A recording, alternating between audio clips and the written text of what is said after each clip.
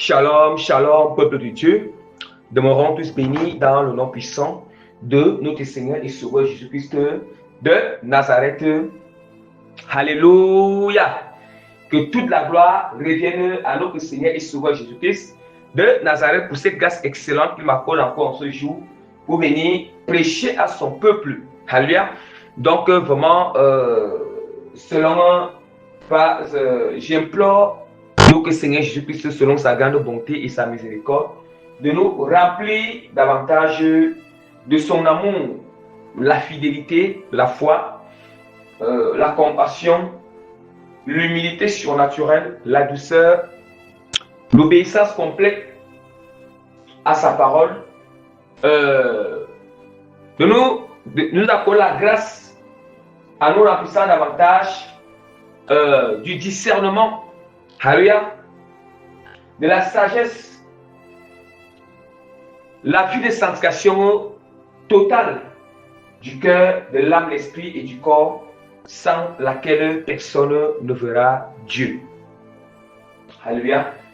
Donc, par la grâce de notre Seigneur Jésus-Christ, je vais recommander rapidement ce moment de prédication entre les mains de Dieu à travers une courte prière de recommandation.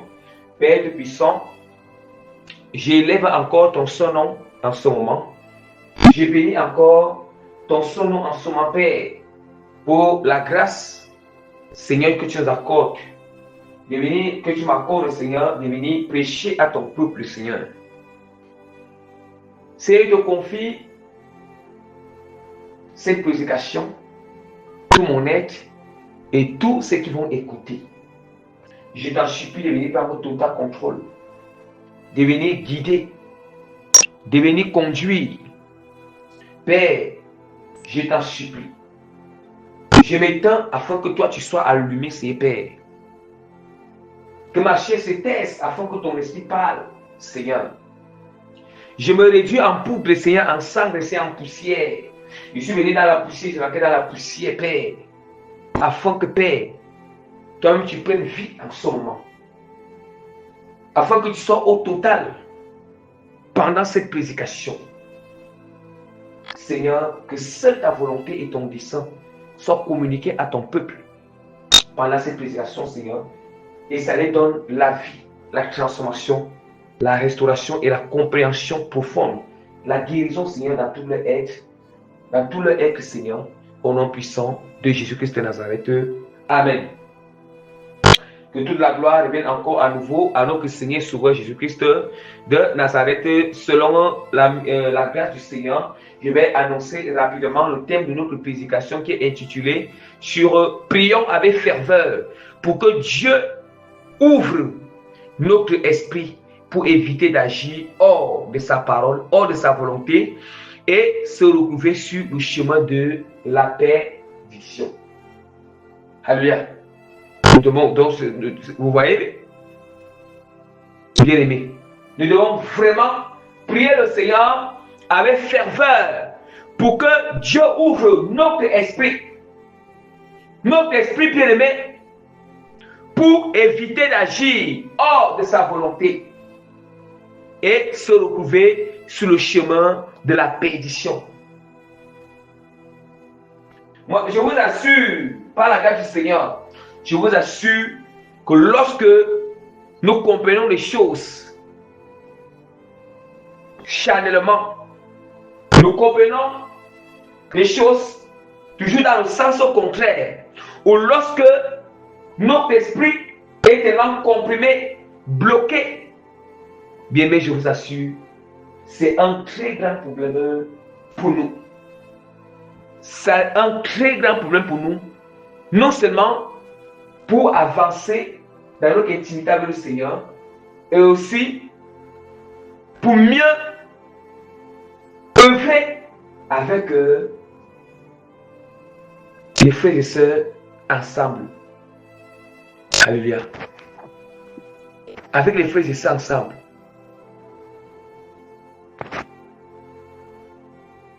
C'est d'où maintenant, nous avons besoin de prier le Seigneur.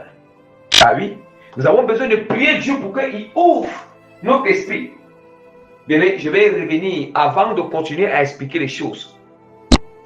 La parole du Seigneur nous dit dans Luc, verset 24, Luc chapitre 24, verset 45, alors il a ouvert l'esprit afin qu'il comprisse les Écritures. Et je vais aussi lire Daniel 9, verset 21 à 23, pour expliquer les deux passages bibliques une fois. Je parlais encore dans ma prière quand l'homme Gabriel que j'avais vu précédemment dans une vision s'approcha de moi d'un vol rapide au moment de l'offrande du soir, m'instruit et s'enquêtant avec moi. Il me dit, Daniel, je suis venu maintenant pour ouvrir ton intelligence. Lorsque tu as commencé à prier, la parole est sortie et je viens pour te l'annoncer car tu es un bien-aimé. Sois attentif à la parole et comprends la vision. Bien-aimé, nous voyons déjà que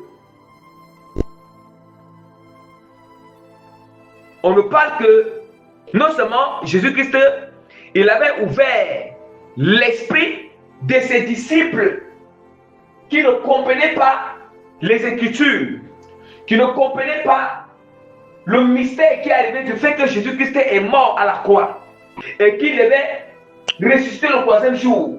En fait, ces disciples qui étaient en route pour Jérusalem, ils ne comprenaient pas. Ils étaient encore confus. En fait, ils n'arrivaient pas encore à croire. Mais il a fallu que Jésus, ça veut dire qu'il y avait un blocage.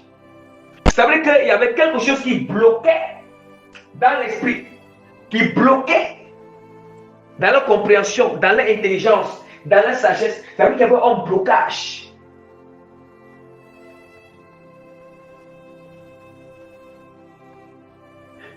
Alléluia. C'est ça, bien-aimé. Or, ça signifie que du fait que Dieu ouvre, quand on parle d'ouvrir, ça veut dire que nous savons que ouvrir, ça veut dire qu'il y avait quelque chose qui bloquait le passage. Le passage de recevoir quelque chose. Voilà pourquoi on dit que ouvrir l'esprit, ouvrir l'intelligence, c'est comme une porte. Lorsque la porte est fermée, quelqu'un ne peut pas entrer. Ça veut dire que quand la porte est fermée, là, c'est un blocage. Ça veut dire que quand tu bloques la porte, personne ne peut entrer si la porte ne s'ouvre pas. Ça veut dire que là, la porte là est en blocage pour ceux qui sont dehors.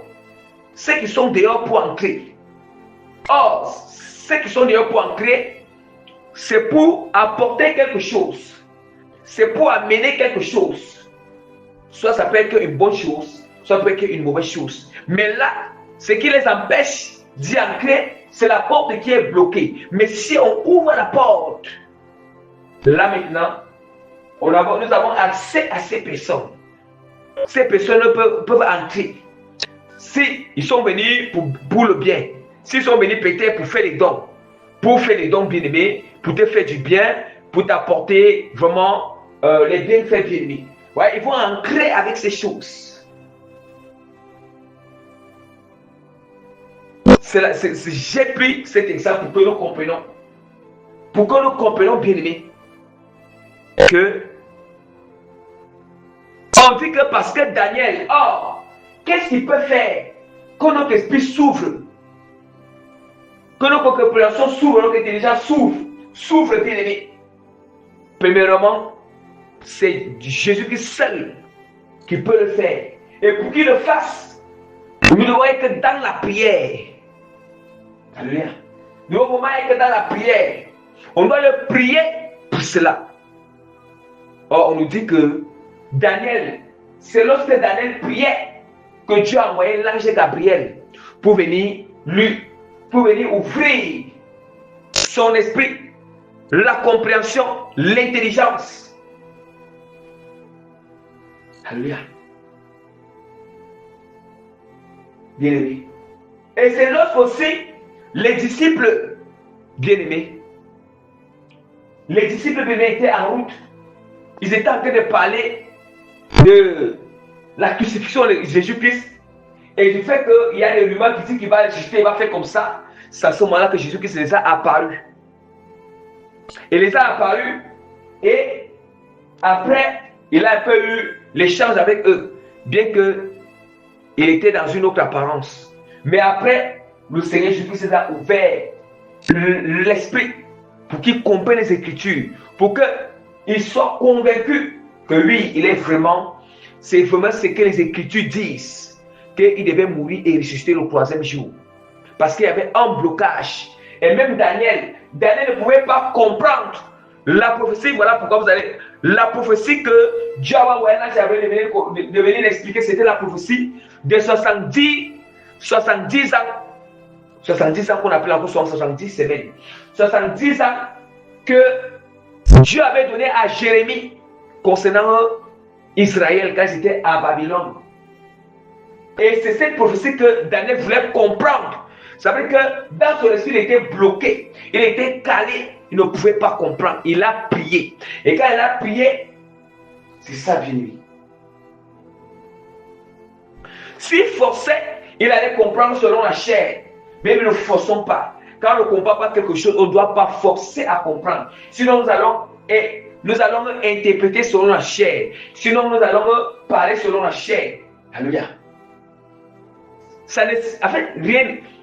Ça ne s'ignore pas quand sur quelque chose quand nous avons un blocage, on n'a pas encore compris. Quand vraiment la compréhension n'est pas là, la chose ne s'ignore pas. On sent un blocage dans notre esprit. On sent une cale dans notre esprit. Et là, il faut que Dieu vienne ôter. Il doit venir ouvrir. Quand il dit ouvrir l'esprit, ça veut dire qu'il doit ouvrir en ôtant ce blocage. En ôtant.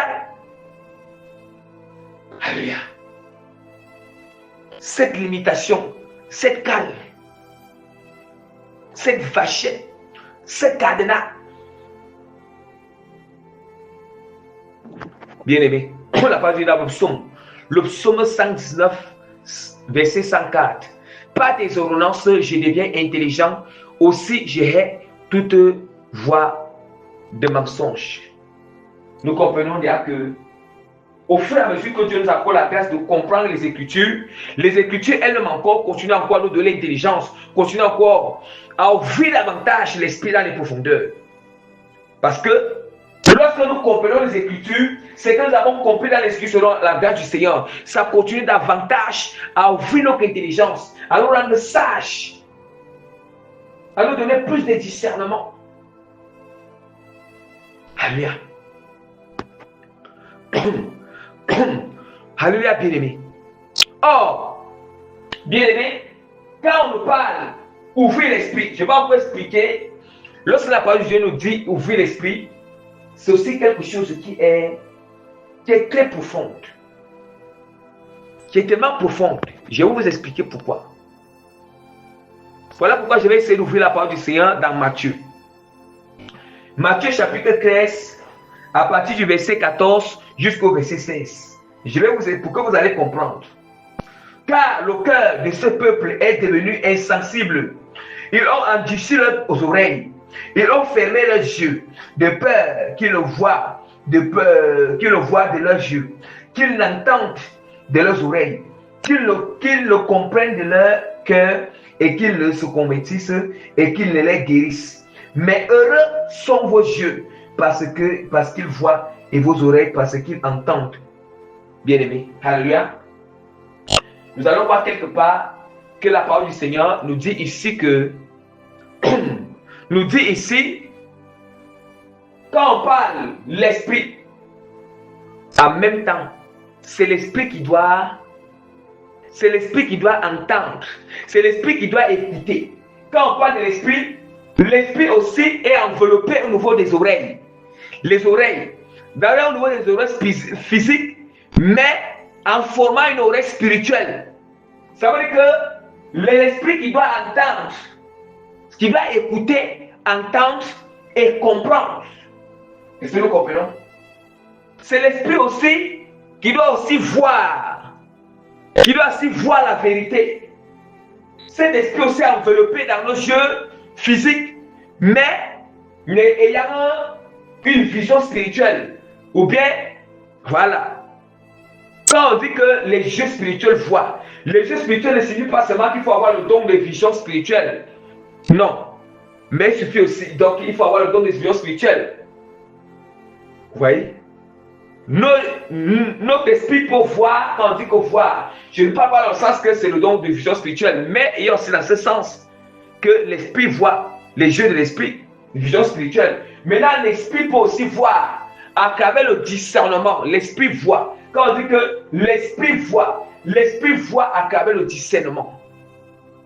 L'esprit voit aussi à travers la foi, la confiance. Alléluia. Je suis en train d'expliquer pour que nous comprenions dans quel sens ça veut dire qu'ouvrir. Il a ouvert l'esprit bien-aimé. C'est pour que c'est tous ces choses qui doivent être ouverts. Bien-aimé.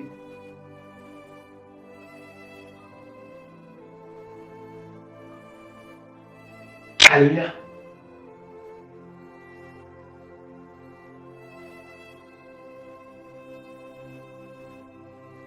Donc, nous devons savoir une chose. Nous allons voir que tout se passe aussi dans le cerveau. Il y a où l'intelligence est où? Dans le cerveau. La sagesse est où? Dans le cerveau.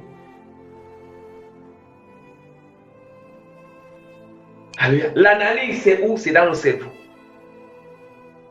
C'est dans le cerveau, bien aimé. En réalité, ce n'est pas le cerveau. Ce n'est pas le cerveau qui fait ce travail, c'est l'esprit. L'esprit est juste l'esprit, une partie de l'esprit. L'esprit aussi a une partie qui est logée dans le cerveau, qui est reliée dans le cerveau. Le cerveau n'est que, en fait, le cerveau est juste seulement là comme un dispositif physique dans lequel on pourra ressentir l'interaction. On pourra ressentir comment l'esprit va interagir en nous, comment l'esprit va penser. L'esprit va nous donner, comment l'esprit discerne, pense, comprend, analyse. Voilà pourquoi le cerveau ne ressent que la chose, mais ce n'est pas le cerveau qui fait ces choses, c'est l'esprit. Dans le sens physique, bon, les gens diront que le cerveau. Mais en réalité, ce n'est pas le cerveau, c'est l'esprit. Voilà pourquoi vous allez comprendre que, bon, dans le monde, on parle beaucoup plus de la psychologie. Ouais, dans le sens du monde, dans la sagesse du monde. Or, les problèmes de psychologie sont des problèmes où vraiment les esprits sont derrière. Ouais. Les esprits sont derrière.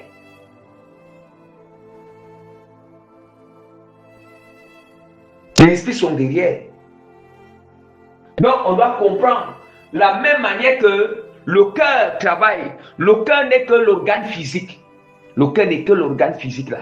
Du moment où l'esprit là, si l'esprit l'âme se déconnecte du cœur, le cœur, regardez comment le cœur, les battements du cœur s'arrêtent, le cœur rentre à la terre pour aller pourrir. Le cerveau rentre à la terre pour aller pourrir.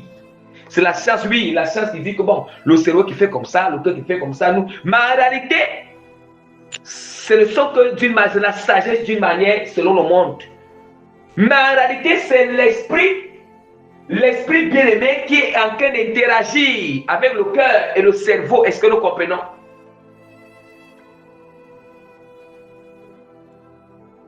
Que certaines personnes ne soient plus trompées.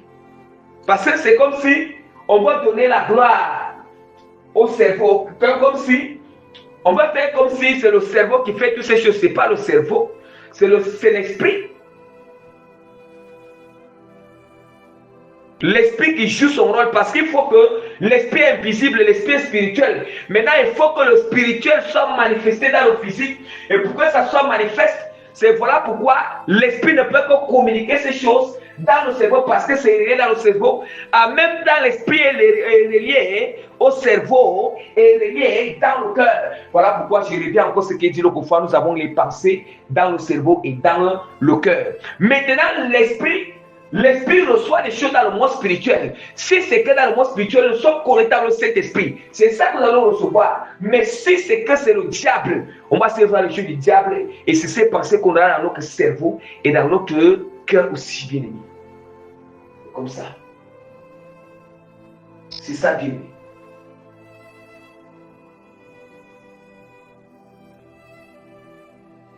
Donc, c'est pour que nous comprenions aujourd'hui, quand la parole du Seigneur nous dit que la parole de Dieu vraiment encore nous dit qu'il est ouvert l'esprit. Et là où ça continue à dire car il est ouvert l'esprit. C'est pour mieux dire que c'est. Et la parole continue encore à nous dire ici là que dis-je car le cœur de ce peuple est devenu insensible. Ça veut dire que c'est l'esprit. Ça veut dire que l'esprit de ces personnes est tellement insensible à l'esprit du Saint-Esprit. Vous voyez? Le cœur, je continue à expliquer. Ils ont endurci les oreilles. Ils ont endurci les oreilles. Ça veut dire qu'à ce niveau-là, l'esprit est tellement bloqué aux choses du Seigneur. L'oreille spirituelle de l'esprit. Et l'esprit même est tellement bloqué au niveau de l'entendement des choses de Dieu. Au niveau de la compréhension des choses de Dieu. Ce problème-là se trouve dans l'esprit. Dans l'esprit, je ne parle pas. Je parle de l'esprit. L'esprit bien-aimé d'une personne.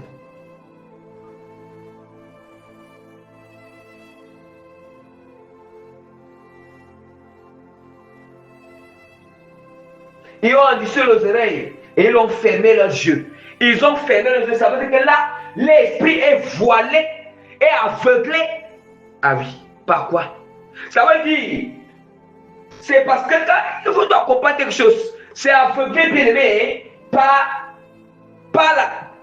leur propre volonté, leur chair, et par l'ennemi, le voile maléfique de l'ennemi. Les faux enseignements, les faux doctrines, ou les faux préceptes des traditions, de ce que nous avons été éduqués pendant l'enfance, qui ne glorifie pas le Seigneur.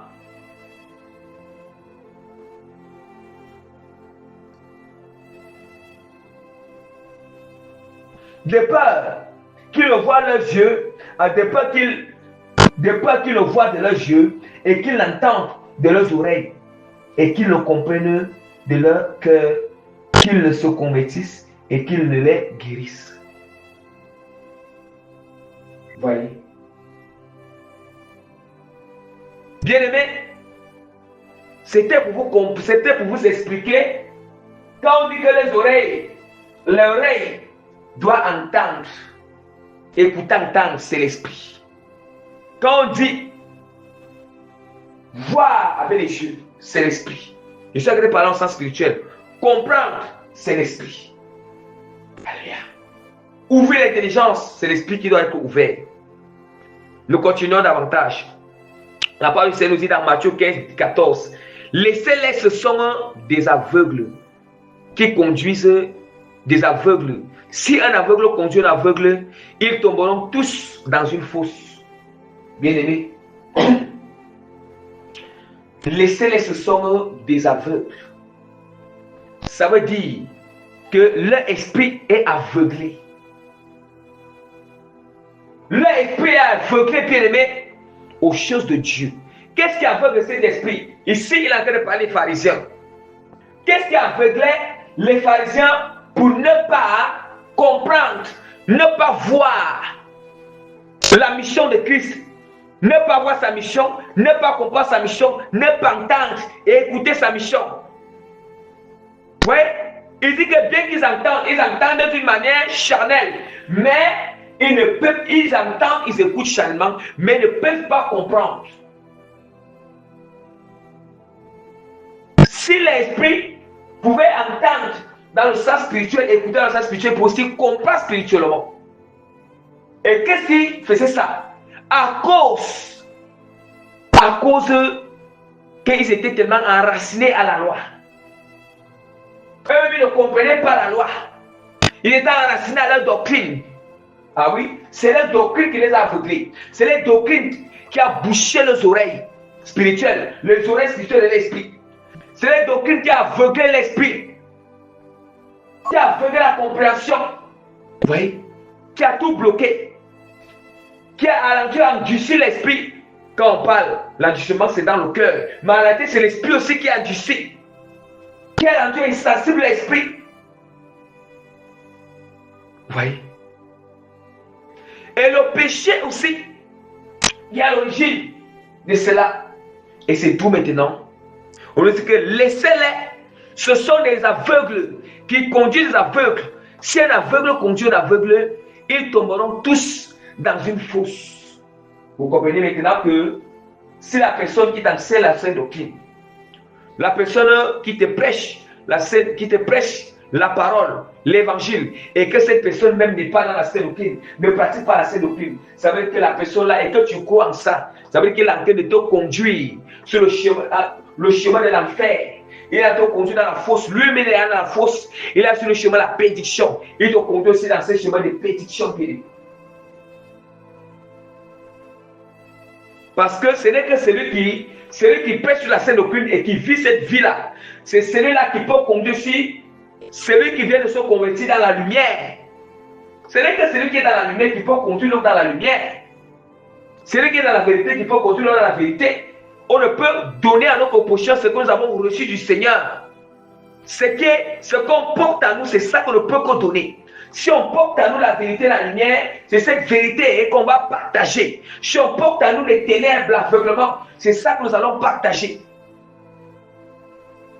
Voilà pourquoi il dit toujours aux gens qu'ils doivent faire attention avec des hommes de Dieu qu'ils écoutent ou bien qui les suivent. Il faut faire très attention. Parce que du moment où lui n'est pas allé avec la sainte doctrine, il ne va pas te donner des arguments. Quand tu vas lui poser la question, j'ai entendu tel message, on dit que le dépouillement est tout. S'il n'est pas d'accord avec le dépouillement, s'il est encore aveuglé dans ça, ou bien il est encore dans les ténèbres, dans ce domaine-là, il ne va pas te donner des arguments que non, tu n'es pas bien été dépouillé, tout. Là, vous tous vous êtes en train d'aller dans la fosse, parce qu'il n'est pas éclairé à ce niveau. Il n'a pas la lumière à ce niveau. Ah oui. La parole du Seigneur continue encore à nous dire. Alléluia.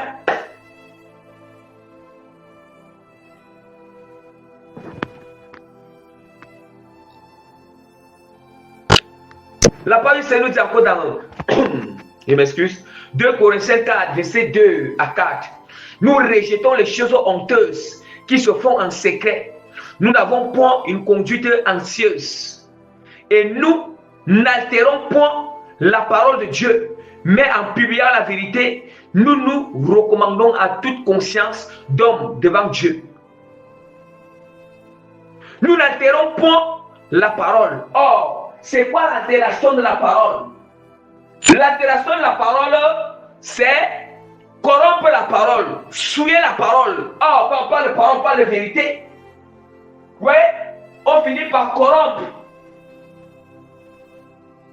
Alléluia. Nous finissons par durer la parole du Seigneur, la vérité du Seigneur. Par corrompre la parole de Dieu. Par souiller la parole de Dieu.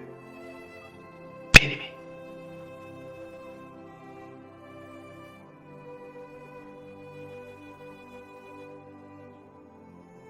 Infecter la vérité, comme j'ai enseigné l'autre jour, le principe de fonctionnement. Et qu'est-ce qui fait cela? C'est le péché quand nous ouvrons la porte au péché. Quand nous ouvrons la porte au péché, quand nous essayons de marcher charnellement,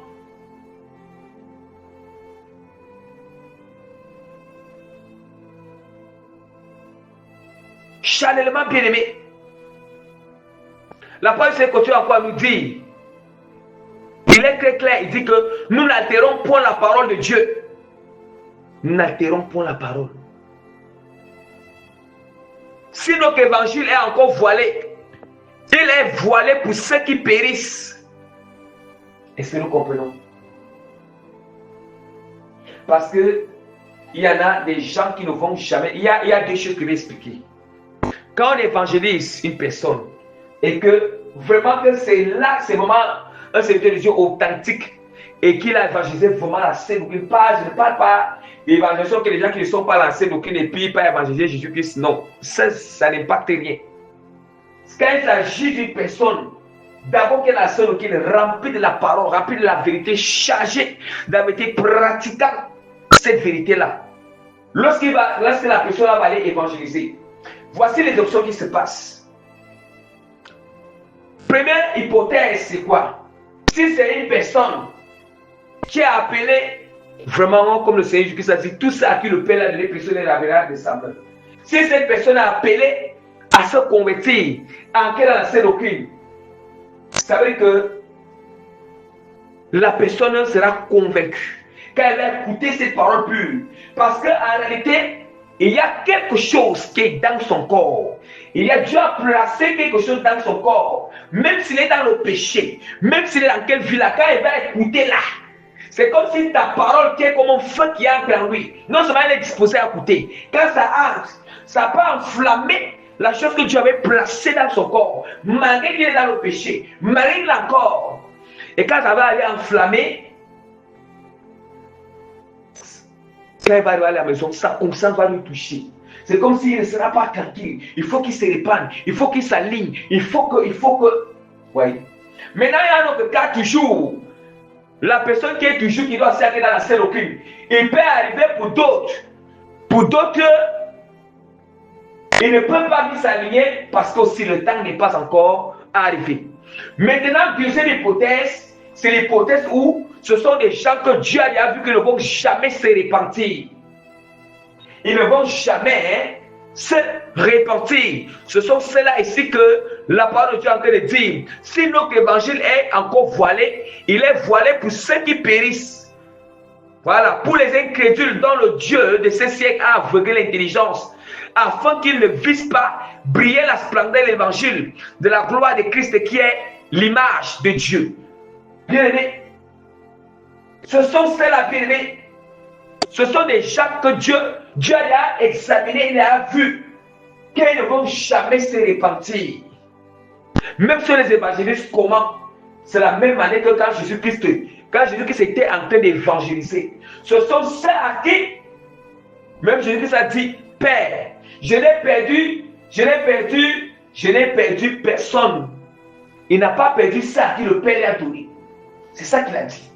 Ça veut dire que malgré que Jésus-Christ, il portait une puissance. Mais vous avez vu, Satan n'a pas cru à son évangile. Ce sont ceux-là qui étaient, ce sont ceux-là bien-aimés. Ce sont ceux-là dont la parole de Dieu nous dit ici que si notre évangile est encore voilé, il est voilé pour ceux qui périssent. Ce sont ceux-là bien-aimés qui partaient à la prédiction, qui ne pouvaient même pas se repentir, même pas se repentir en aucun jour. Mais si Jésus-Christ lui-même qui était Seigneur, lui qui est Seigneur bien-aimé, mais tout le monde n'a pas cru à son évangile, mais à plus forte raison que nous. Plus ont cru à son évangile. Ceux qui ont cru, ce sont ceux-là, bien-aimés, qui sont vraiment ceux à qui personne, que le Père lui a donné, que personne ne les ravira de sa main.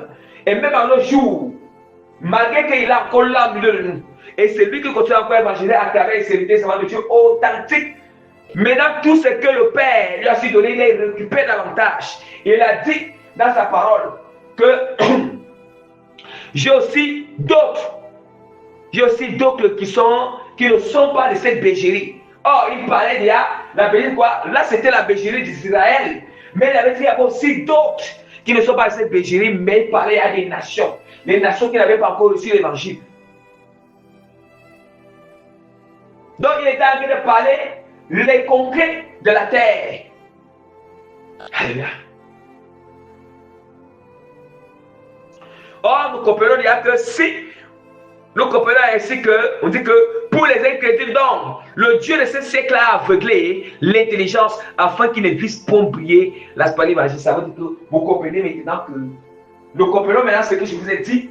Comment le diable qui est le Dieu, c'est pas aveuglé. Or, il a aveuglé quoi? L'esprit de la personne. Ah oui. Ça veut dire que l'esprit de la personne, au lieu que son esprit soit en contact avec l'esprit de Dieu, c'est plutôt en contact avec les démons. Nous allons voir, c'est en contact avec les démons et les œuvres des ténèbres. Du coup, le diable a voilé le jeu bien-aimé. C'est d'où maintenant, c'est Dieu seul. Même ceux à qui Dieu a appelé à être dans la scène d'Ocline, à être sauvés bien-aimé. Je vous assure, ce sont ceux-là que Voilà pourquoi c'est dans ce sens que le Seigneur dit qu'il fait grâce, il fait miséricorde, il fait périr qui il fait. Donc Dieu il fait vraiment miséricorde. Parce que quand Dieu retire quelqu'un du monde pour entrer dans la scène occulte, c'est la miséricorde du Seigneur. Alléluia. La parole de Dieu continue encore nous dit dans Ésaïe chapitre 29 verset 9 à 10. Soyez stupéfaits et étonnés, fermez les yeux et devenez aveugles. Ils sont ivres, mais ce n'est pas de vin. Ils chancellent, mais ce n'est pas de l'effet des liqueurs fortes. Car l'Éternel a répandu sur vous un esprit d'assoupissement. Il a fermé vos yeux. Il a fermé vos yeux. Il a voilé vos têtes. Ça veut dire qu'il a fermé vos yeux, les prophètes. Et il a voilé vos têtes, les voyants. Bien aimé. Vous pensez ici que quand on dit que soyez stupéfaits et étonnés, fermez les yeux et devenez aveugles. Ils sont ivres, mais ce n'est pas de vin. Ivres de quoi? Ils sont ivres, mais ce n'est pas de vin. Ils chancellent, mais ce n'est pas de l'effet de la liqueur forte. Ça veut dire que l'ivresse qu'on parle ici, ce n'est pas l'ivresse liée au vin physique. Ce n'est pas l'ivresse liée au liqueur fort. Mais on nous parle que ce n'est pas le vin physique. Il s'agit de quel vin alors? Il s'agit le vin de l'ancienne alliance. Les liqueurs de l'ancienne alliance. Ce vin de l'ancienne alliance symbolise l'ancienne alliance qu'on a avec le diable, qu'on a avec le monde. Or, dans cette ancienne alliance, ce n'est que confirmé par le péché, les pratiques impures, les films pornographiques bien-aimés, le mensonge. Ah oui, bien-aimé. Le mensonge, les boîtes de nuit, la fornication, l'adultère. C'est ça. Donc, c'est ça, ils sont ivres du péché. Ils sont ivres du mal. Ils sont ivres des ténèbres. Ils sont ivres des œuvres des ténèbres, bien-aimés. Alléluia. Ils sont ivres de la fornication, ivres de l'adultère. Oui, ivres bien-aimés, de faire la prostitution. Ah oui. Ils sont tellement ivres. Bien-aimés, ivres de la cupidité, l'amour de l'argent, l'amour du sang, l'amour des choses du monde. Excités, convoités. C'est ça qui sont ivres de ces choses. Est-ce que vous comprenez? Le vin là, c'est le vin de l'ancienne alliance. C'est l'alliance du péché avec le diable et la chair. Voilà pourquoi il dit soyez stupéfaits et étonnés, fermez les yeux et devenez aveugles. Ils sont ivres, mais ce n'est pas de vin. Ils chancellent, mais ce n'est pas de liqueur forte. Car l'Éternel a répandu, il a répandu sur vous un esprit d'assoupissement. Bien, mais comprenons très bien parfois d'où vient l'esprit d'assoupissement. Un esprit d'assoupissement, il a fermé vos yeux, il a voilé vos têtes. Bien aimé, nous devons comprendre quelque chose. Même lorsque nos codons, quelque chose bloque dans nos codons, on doit comprendre qu'on doit se réconcilier avec Dieu. Si on a le don de vision et que ça se bloque là, bien aimé, la première chose d'abord qu'on doit commencer à s'examiner, est-ce que j'ai attristé Dieu dans ce? Est-ce que il y a quelque chose qui ne va pas? Si le don de vision est bloqué, si le don de vision est bloqué, les yeux spirituels sont bloqués, le discernement est bloqué, la compréhension bloquée, nos dons spirituels sont bloqués, sont bouchés. Il y a quelque chose. Quand on dit que bouché, ça a été souillé. Et c'est le péché qui en a fait cela, bien. Ah oui. Ce n'est pas moi, c'est la parole. C'est vrai, il y a dans certains cas, ça arrive. Je ne vais pas aussi dire que forcément, c'est le péché, mais je vais d'abord commencer à examiner. D'abord, si on a ouvert une porte, si on a péché, si on a souillé. Mais secondairement, ce n'est pas toujours parce qu'on a péché que les yeux spirituels sont fermés, ou bien on n'a pas eu la compréhension sur quelque chose, ou bien bon, nos dons spirituels ne sont pas opérationnels. Parfois, Dieu va souvent nous éprouver, il essaie un peu de bloquer pour voir. Est-ce qu'on va jouer l'orgueil? Est-ce que je vais reconnaître que oui, à l'heure actuelle, la chose n'est pas prête, la compréhension n'est pas là, le truc n'est pas là. Peut-être Dieu aussi veut éprouver. C'est comme ça. Mais est-ce qu'on va forcer, est-ce qu'on va laisser que c'est la chair qui agisse? Alléluia. On dit que, vous voyez maintenant, c'est à cause qu'ils sont ivres de ces péchés. Ils sont ivres du péché, bien-aimé. Voilà pourquoi le Seigneur répand l'esprit d'assoupissement. On doit aussi faire attention.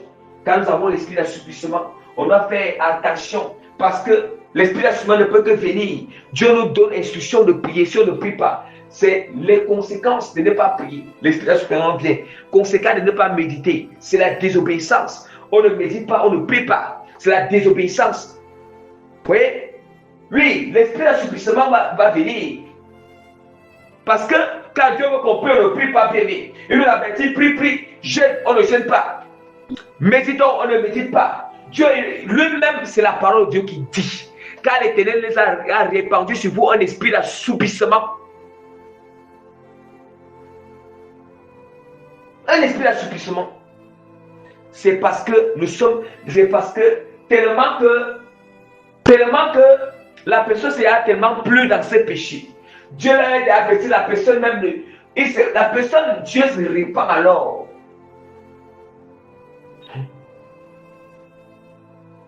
Deutéronome, chapitre 28, verset 28 à 29. L'Éternel te frappera de délire, d'aveuglement, d'égarement d'esprit. Est-ce que nous entendons?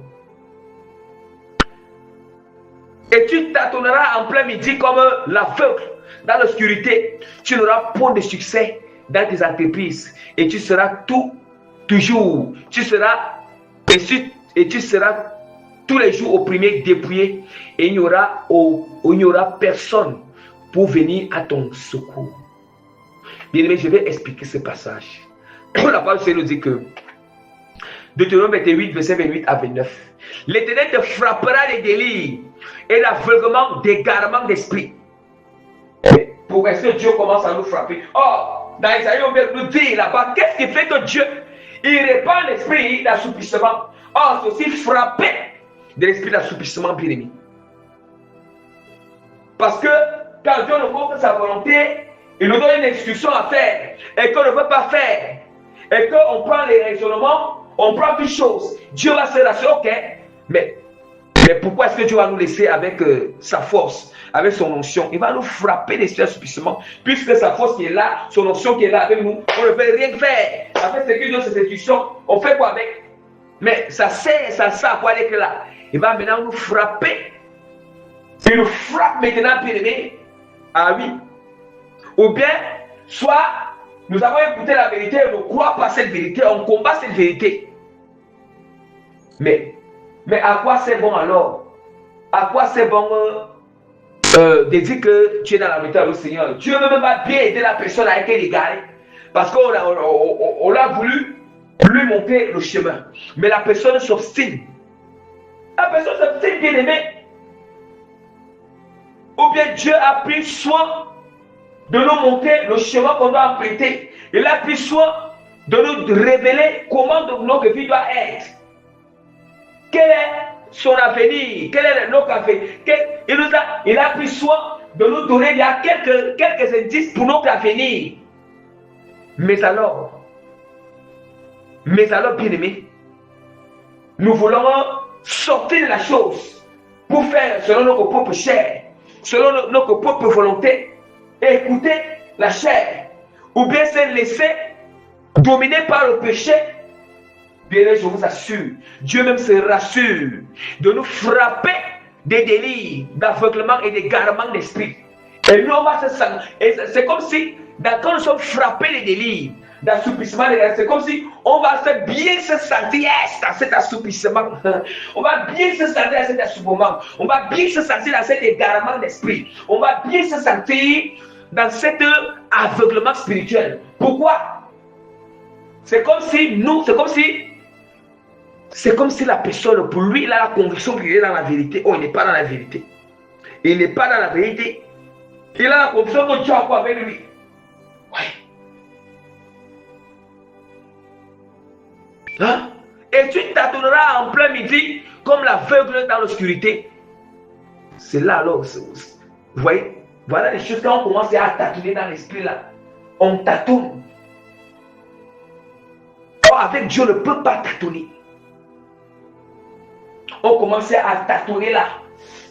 À tâtonner ça. Ça, ce sont Ce sont les symptômes. Les symptômes qui montrent que vraiment, vraiment, il y a quelque chose qui ne va pas dans mon intimité avec le Seigneur. Il y a quelque chose, vraiment, soit il faut vraiment que j'essaie de bien m'aligner avec le Seigneur. J'essaie de m'examiner rapidement. Parce que je ne suis pas, d'habitude, je ne me recoupe pas dans ce genre de choses. Quand je suis allé avec le Saint-Esprit, je n'ai pas trop de tâtonnement. Le Saint-Esprit, quand il est là, c'est l'exactitude. L'exactitude, bien aimé. C'est lui qui oriente, qui guide, qui conduit. Mais du moment où, bien aimé, on ne peut plus. Le Saint-Esprit, c'est du moment où, bien aimé, vraiment, on ne peut plus bien voir. Un aveugle physique là, il va tâtonner sur le chemin. Il va tâtonner, bien aimé, sur le chemin, bien aimé. Il va tâtonner, il met le bâton partout, il tâtonne. Il essaie un peu de mettre le dos, il tâtonne, il ne sait pas. Il n'a pas encore de certitude. Il faut. Vous voyez?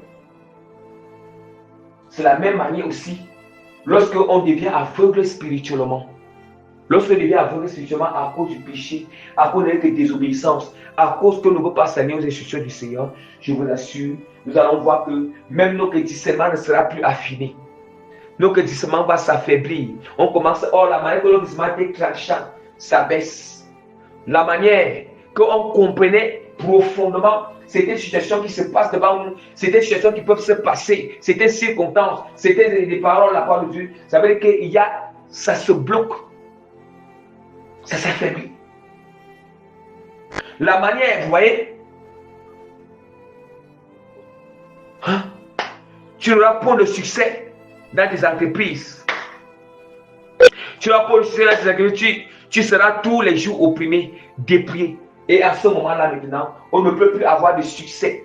Le succès, quand on dit que le succès n'est pas seulement forcément le matériel. Nous n'allons plus avoir le succès dans la mission que Dieu nous a appelé à faire. On ne va plus avoir le succès dans l'appel du Seigneur dans notre vie. On n'aura plus de succès. Les dons même que le Seigneur nous a donnés là, bien aimés, ces dons-là seront maintenant manipulés, utilisés par le diable. Alléluia.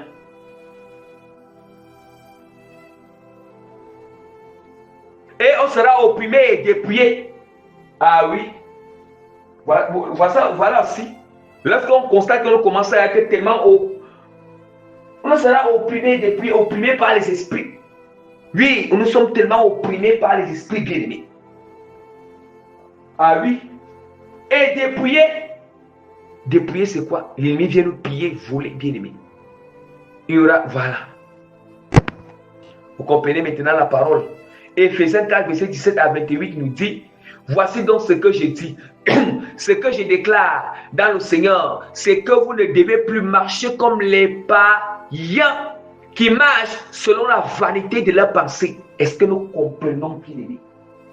Selon la vanité de leurs pensées. Ah oui. La vanité de leurs pensées. Leur pensée, c'est où dans l'esprit. Voilà des choses qui aveuglent notre esprit, des choses spirituelles de Dieu, qui bloquent, parce que je vous assure, la vanité là, la vanité vraiment, c'est un poison. Lorsque la vanité tellement commence à gangréner notre esprit, à gangréner notre cerveau et le cœur, mais je vous assure, c'est grave. C'est grave. Ils ont l'intelligence obscure. On dit que les païens, eux, ils n'ont pas le cerveau, ils ont l'intelligence obscure. Voilà pourquoi eux, ils pensent, ils ont les pensées de vanité et marchent selon leurs pensées de vanité. Ils ont l'intelligence obscure. Ils sont étrangers à la vie de Dieu. Là, ce sont les païens. On ne parle pas des chrétiens ici, là. À cause de l'ignorance qu'il est en eux et à cause de l'endurcissement de leur cœur. Parce que quoi? Toutes ces choses-là, l'ignorance, à cause de quoi? Parce que eux, ils sont encore sous le joug des démons, animés par les démons. Ayant perdu tout sentiment, ils sont livrés à la dissolution pour commettre toute espèce d'impureté jointe à la cupidité. Ouais, on a encore nous parlé l'aspect des païens. Ces choses ne doivent plus se recouvrir sur un enfant de Dieu. Celui qui a converti. Je continue à quoi lire. Mais vous, ce n'est pas ainsi que vous avez appris Christ. Ce n'est pas ainsi, ce n'est pas comme les païens. Ce n'est pas ainsi que vous avez appris Christ. Si du moins vous l'avez entendu, si conformément à la vérité qui est en Jésus, c'est en lui que vous avez été instruit à vous dépouiller, eu égard à votre vie passée. Oui. Du vieil homme. Donc, à se dépouiller de quoi? On a appris en Christ à se dépouiller de notre vie passée, du vieil homme qui se corrompt par les convoitises trompeuses, à être renouvelé dans l'esprit de votre intelligence et à revêtir l'homme nouveau, créé selon Dieu dans une justice et une sainteté qui produit la vérité. Bien, mais on nous fait comprendre que pour être revêtu du nouvel homme, pour que le nouvel homme soit revêtu en nous, dans notre esprit, notre âme là, dans tout notre être, il faut bien aimer. On dit que créer ce nouvel homme est revêtu et créé en nous bien aimés. Dans notre cœur, dans notre esprit, dans notre âme, à travers, on dit que créer selon Dieu, dans une justice et une sainteté. Donc, bien aimé, si quelqu'un vraiment n'est pas déterminé à marcher selon la justice du Seigneur, la sainteté du Seigneur, l'obéissance à la sanctification, bien qui se détrompe, il va toujours, la vieille nature va toujours rester cette personne. Le vieil homme va toujours rester dominer cette personne. Et le nouvel homme, il ne sera pas revêtu du nouvel homme. Alléluia. C'est pourquoi renoncez au mensonge et que chacun de vous parle selon la vérité à son prochain, car nous sommes membres des uns des autres. Parlons selon la vérité à notre prochain. Ne nous flattons pas, ne nous séduisons pas, non. On doit toujours se dire les vérités, on doit se parler les vérités. Alléluia. Bien-aimé. On ne doit pas se cacher les vérités. Alléluia. On ne doit pas dire des choses. Donc, bien-aimé. C'est pourquoi renoncez au mensonge et que chacun de vous parle selon la vérité à son prochain. Selon la vérité de quoi? De Christ. Selon la vérité de Christ à son prochain. Car nous sommes membres les uns des autres. Si vous vous mettez en colère, ne péchez point, que le soleil ne se couche pas sur vos colères. Si vous vous mettez en colère, ne péchez point. Oh, qu'est-ce qui est souvent bien aimé? Qu'est-ce qui est souvent derrière la colère? Il y a des décisions qui ne sont pas selon la volonté du Seigneur. Oui. Or, si vous vous mettez en colère, on dit que si on se met en colère, ne péchons point. Ne péchons point en prenant des décisions charnelles, des décisions précipitées. Ne péchons point, bien aimé, en frappant nos prochains. Ne péchons point en sautant des paroles de malédiction, des paroles de malédiction, des paroles d'injure, des paroles de mépris à l'égard de nos prochains. Hein? Et que le soleil ne se couche point sur nos colères. Voilà. Ne donnez pas accès au diable. Voilà, que celui qui dérobait ne dérobe plus. C'est ça la conversion. Que celui qui dérobait avant de quand il s'est aidé par là, quand il vient, qu'il s'est converti là, qui ne dérobe plus. S'il mentait, qui ne ment plus. Voilà. S'il avait des vieux comportements là, ça doit changer. Tout doit changer, bien aimé. Selon la grâce et la force du Seigneur, si seulement si nous avons la bonne volonté et nous sommes disposés. Alléluia. Mais plutôt qu'il craint, il dit que qui ne dérobe plus, mais plutôt qu'il travaille en faisant de ses mains ce qui est bien pour avoir de quoi donner à celui qui est dans le besoin. Que toute la gloire, bien aimé, voilà, que toute la gloire revienne à notre Seigneur Sauveur Jésus-Christ de Nazareth. Alléluia. Excusez-moi, il y a un passage que j'ai oublié. Dans Matthieu chapitre 6, verset 22 à 23, on nous dit, l'œil est la lampe du corps.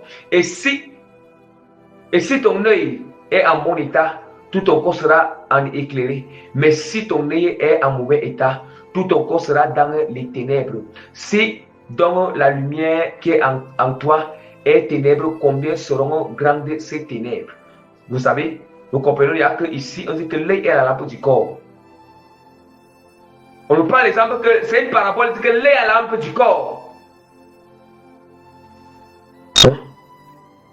Ça veut dire que physiquement, quand on voit avec les yeux physiques, notre corps est éclairé physiquement. Ça veut dire que notre corps ne va pas aller cogner sur les choses. Ne va pas aller cogner, notre pied ne va pas aller cogner là-bas. Notre corps cogner là-bas. On ne va pas tout tenir, on marche avec assurance. Là, c'est une parabole. Mais là, il est dans le spirituel.